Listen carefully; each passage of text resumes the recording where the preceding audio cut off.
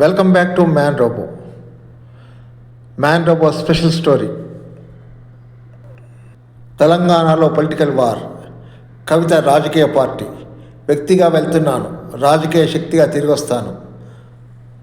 జాగృతి జనం బాట, ఇక పక్కా రాజకీయ బాట. తెలంగాణ రాజకీయాల్లో ఆమె ఒక సంచలనం. ఉద్యమకాలంలో తెలంగాణ జాగృతి ద్వారా బతుకమ్మను విశ్వవ్యాప్తం చేసిన ధీర. కేసీఆర్ వారసురాలిగా రాజకీయాల్లోకి ఎంట్రీ ఇచ్చి ఎంపీగా, ఎమ్మెల్సీగా తనదైన ముద్ర వేసిన కల్వకుంట్ల కవిత. అయితే ప్రస్తుతం మారుతున్న రాజకీయ పరిణామాల నేపథ్యంలో కవిత కొత్త రాజకీయ పార్టీ పెట్టబోతున్నారా? ఆమె తదుపరి అడుగు ఇటువైపు. మెయిన్ రోబో ప్రత్యేక కథనంలో ఇప్పుడు చూద్దాం. కవిత రాజకీయ ప్రవేశం ఆకస్మికంగా జరగలేదు. 2006లో తెలంగాణ జాగృతి స్థాపించి తెలంగాణ సంస్కృతిని పునరుద్ధరించడం ద్వారా ప్రజల్లోకి వెళ్లారు. 2014 సార్వత్రిక ఎన్నికల్లో నిజామాబాద్ ఎంపీగా భారీ మెజారిటీతో గెలిచి ఢిల్లైకోటలో తెలంగాణ గళాన్ని వినిపించారు. పార్లమెంట్లో మహిళా రిజర్వేషన్ బిల్లు కోసం ఆమె చేసిన పోరాటం జాతీయ స్థాయిలో చర్చనీయాంశమైంది. 2014లో విజయం సాధించినా 2019 ఎన్నికల్లో నిజామాబాద్లో ఆమెకు ఎదురుదెబ్బ తగిలింది. పసుపు బోర్డు వివాదం మరియు రైతుల నిరసనలు ఆమె ఓటమికి కారణమయ్యాయి. అయితే ఓటమితో కుంగిపోకుండా నియోజకవర్గానికి అందుబాటులో ఉంటూ తదనంతరం ఎమ్మెల్సీగా విజయం సాధించి రాష్ట్ర రాజకీయాల్లో కీలక పాత్ర పోషించారు. కొత్త రాజకీయ పార్టీ వార్తలు నిజమెంత? ఇటీవలి కాలంలో కవిత సొంతంగా కొత్త పార్టీ పెట్టబోతున్నారనే ఊహాగానాలు రాజకీయ వర్గాల్లో వినిపిస్తున్నాయి.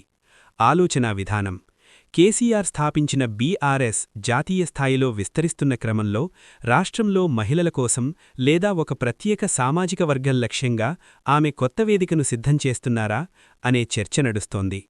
ప్రస్తుతం ఢిల్లీ మద్యం కేసు వంటి వివాదాల తర్వాత ఆమె తన ప్రతిష్టను పునరుద్ధరించుకోవడానికి మరియు తనకంటూ ఒక సొంత ఇమేజ్ క్రియేట్ చేసుకోవడానికి ఈ ఆలోచన చేస్తున్నట్లు రాజకీయ విశ్లేషకులు భావిస్తున్నారు. కవిత రాజకీయాల్లో ఎప్పుడూ ప్రోయాక్టివ్గా ఉంటారు. సామాజిక స్పృహ: బతుకమ్మ పండుగను గ్లోబల్ బ్రాండ్గా మార్చడంలో ఆమె విజయం సాధించారు. యువత మరియు మహిళలు: తన రాజకీయ భవిష్యత్తు మహిళా సాధికారత మరియు తెలంగాణ అస్తిత్వమే మూలస్తంభాలుగా ఉండాలని ఆమె బలంగా నమ్ముతారు. ప్రస్తుతం ఆమె చుట్టూ ఉన్న కేసుల నుంచి బయటపడడం ప్రాథమిక లక్ష్యంగా. కల్వకుంట్ల కవిత కేవలం ఒక నాయకురాలు మాత్రమే కాదు, తెలంగాణ రాజకీయాల్లో ఒక బలమైన శక్తి. వివాదాలు, విమర్శలు ఎన్ని ఉన్నా పోరాట పటిమ ఆమెకు వెన్నతో పెట్టిన విద్య. మరి ఆమె తదుపరి అడుగు రాజకీయాల్లో ఎలాంటి ప్రకంపనలు సృష్టిస్తుందో వేచి చూడాలి. తెలంగాణ రాజకీయాల్లో అనూహ్య మలుపుగా ఎమ్మెల్సీ కల్వకుంట్ల కవిత బీఆర్ఎస్ నుండి సస్పెండ్ అయిన తర్వాత తన రాజకీయ పంథాను పూర్తిగా మార్చుకున్నారు.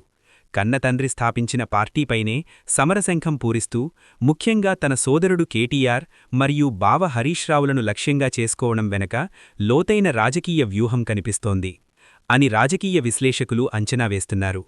బీఆర్ఎస్ నుంచి సస్పెండ్ అయిన తర్వాత కవిత తన విమర్శల జోరు పెంచారు. విమర్శలను నేరుగా సంధించారు. ఒకప్పుడు బీఆర్ఎస్కు ఆయువు పట్టుగా నిలిచిన కవిత నేడు అదే పార్టీ పునాదులను ప్రశ్నిస్తున్నారు. సస్పెన్షన్ వేటుపడిన తర్వాత ఆమె మౌనంగా ఉంటారని భావించిన వారికి తన పదునైన విమర్శలతో షాకిస్తున్నారు. ముఖ్యంగా కేటీఆర్, హరీష్ రావులను టార్గెట్ చేయడం ఇప్పుడు రాష్ట్ర రాజకీయాల్లో హాట్ టాపిక్. ఇది కేవలం కుటుంబ కలహమా, లేక పక్కాగా సిద్ధం చేసుకున్న రాజకీయ వ్యూహమా? సస్పెన్షన్ తర్వాత మారిన స్వరం: కవితను బీఆర్ఎస్ నుంచి సస్పెండ్ చేసిన తర్వాత ఆమె తన తెలంగాణ జాగృతిని కేవలం సాంస్కృతిక వేదికగా కాకుండా ఒక రాజకీయ శక్తిగా మార్చేందుకు సిద్ధమయ్యారు. సెప్టెంబర్ 2025లో ఆమె పార్టీకి మరియు ఎమ్మెల్సీ పదవికి రాజీనామా చేసినప్పటినుంచి పార్టీపై ఆమె చేసే విమర్శల జోరు పెరిగింది. ఒక్కసారి కవిత వివిధ సందర్భాల్లో చేసిన విమర్శలు చూద్దాం. నిన్న కేటీఆర్ గారు మాట్లాడుతూ సిపిఐ పార్టీ కార్మికుల హక్కుల కోసం బాగా పనిచేసింది కాబట్టి కొత్తగూడెంలో నేను ఓపెన్ ఆఫర్ ఇస్తున్నా అని చెప్పారు. అంటే బీఆర్ఎస్ పార్టీ ఎంత దుస్థితికొచ్చిందంటే, మనం ఇదివరకు సిపిఎం పార్టీని తోక పార్టీ అనేది బీఆర్ఎస్ వాళ్ళు. అంటే ఇప్పుడు ఆ తోక పార్టీకి తోకగా మారిపోయింది బీఆర్ఎస్ పార్టీ. వాళ్ళు అడగనే లేదు, వీళ్ళే ఓపెన్ ఆఫర్ ఇచ్చి మేమే ఇస్తాం పొత్తు, మేమే ఇస్తాం. వాళ్ళకి కావాల్సింది ఏంది? మేము ముగ్గురం కలిసి ఉండొద్దు, మా కుటుంబం బాగుండొద్దు, మా కుటుంబం విచ్ఛిన్నం అయితేనే వాళ్ళకి అధికారం వస్తుంది. దాంట్లో భాగంగా ఇవాళ మొదటి స్టెప్ నన్ను బయటేసిరు పార్టీలకెళ్ళి. అది ఇక్కడితో ఆగదు. నేను గౌరవనీయులు పెద్దలు దైవ సమానులు కేసీఆర్ గారిని విజ్ఞప్తి చేస్తా ఉన్నా, మీకు ఒక సూచన చేస్తా ఉన్నా. దయచేసి మీ చుట్టూ ఏం జరుగుతున్నదో ఒకసారి చూసుకోండి నాన్న. నన్ను ఇవాళ బయటకు పంపొచ్చు, నేను మీలాగా స్ట్రేట్ ఫార్వర్డ్ ఉంటా, నిజాలు మాట్లాడతా. నేను ఉద్యమం నేపథ్యం నుండి వచ్చిన కాబట్టి నాగ్గా ఉన్నది లేనట్టుగా లేనిది ఉన్నట్టుగా మోసం చేయాలని చెప్పో ఇంకోటి చేయాలని చెప్పో మాట్లాడను. స్ట్రేట్ ఫార్వర్డ్ ఇష్యూస్ మాట్లాడతా కాబట్టి నన్ను ఇలా బలి చేసి పర్వాలే. కానీ రేపటి నాడు ఇదే ప్రమాదం రామన్న కూడా పొంచుంది, రేపటి నాడు ఇదే ప్రమాదం మీకు కూడా పొంచుంది. అల్టిమేట్ గా బీఆర్ఎస్ పార్టీని హస్తగతం చేసుకోవడానికి జరుగుతున్నటువంటి కుట్రలో భాగంగానే ఇవాళ నన్ను ఎలిమినేట్ చేయడం జరిగింది. మళ్ళా ఒకసారి మీ మీద లాఠీ పడితే దానికి ముందు నా మీద పడేటట్టు మీ ముంగట నేను నడుస్తానని చెప్పిన, మళ్ళీ కూడా చెప్తా ఉన్నా, మీ మీదికి ఎక్కువ పెడితే ఆ బుల్లెట్ మొదట నన్ను దాటుకొనే మీ దగ్గరకు వస్తుందనే విషయాన్ని కూడా నేను మళ్ళీ చెప్తా ఉన్నా. నేను ఉట్టుటిగా చెప్తలేను, చాలా బాధతో ఆవేదనతో చెప్తున్నా. నేను జీ హుజూర్ అంటే గానే ఉంటుండే, క్యా హుజూర్ అన్న కాబట్టి గీడున్నాయి అలా బయట. మనోళ్ళే గాయం చేశారు కాబట్టి నొప్పి ఎక్కువైతుంది, అంతే తప్పితే గాయాలకు భయపడేటోళ్ళం కాదు. తల్లిని విముక్తం చేసినాం కదా, తల్లిని విముక్తం చేసినాం, కానీ మనం బానిసలైనాం. ఇవాళ మన బానిస సంఖ్యలు తెంచుకోవడం కోసం మనం ముందటికి పోవాలి, మన బతుకు తెరువు కోసం మనం ముందటికి పోవాలి. పార్టీ సిద్ధాంతాలపై విమర్శ. బీఆర్ఎస్ రాజ్యాంగం ఒక పెద్ద జోకని, పార్టీలో నైతికత కరువైందని ఆమె బాహాటంగానే విమర్శిస్తున్నారు. వైఫల్యాల ప్రస్తావన. ఇటీవల జరిగిన మునిసిపల్ ఎన్నికల్లో కాంగ్రెస్ వైఫల్యాలను ఎండగట్టడంలో బీఆర్ఎస్ పూర్తిగా విఫలమైందని ఆమె మండిపడ్డారు. కవిత తన విమర్శల్లో కేసీఆర్ను గౌరవిస్తూనే ఆయన చుట్టూ ఉన్న కేటీఆర్ మరియు హరీష్ కేటీఆర్ సోషల్ మీడియాకే పరిమితమయ్యారని, హరీష్ రావు తన స్వంత రాజకీయ ఎదుగుదల కోసం పార్టీ ప్రయోజనాలను పక్కన పెట్టారని ఆమె ఆరోపిస్తున్నారు. కాళేశ్వరం ప్రాజెక్టు అవినీతి ఆరోపణల్లో కేసీఆర్ను ఇరికించడంలో హరీష్ రావు పాత్ర ఉందని, ఆయన రేవంత్ రెడ్డితో లోపాయికారీ ఒప్పందం పెట్టుకున్నారని సంచలన ఆరోపణలు చేశారు. పార్టీలో ద్వితీయ శ్రేణి నాయకత్వం మరియు క్యాడర్ను తన వైపు తిప్పుకోవాలంటే ప్రస్తుతం పార్టీని నడిపిస్తున్న ఈ ఇద్దరు కీలక నేతల ఇమేజ్ను దెబ్బతీయడం ఆమె వ్యూహంలో భాగంగా కనిపిస్తోంది.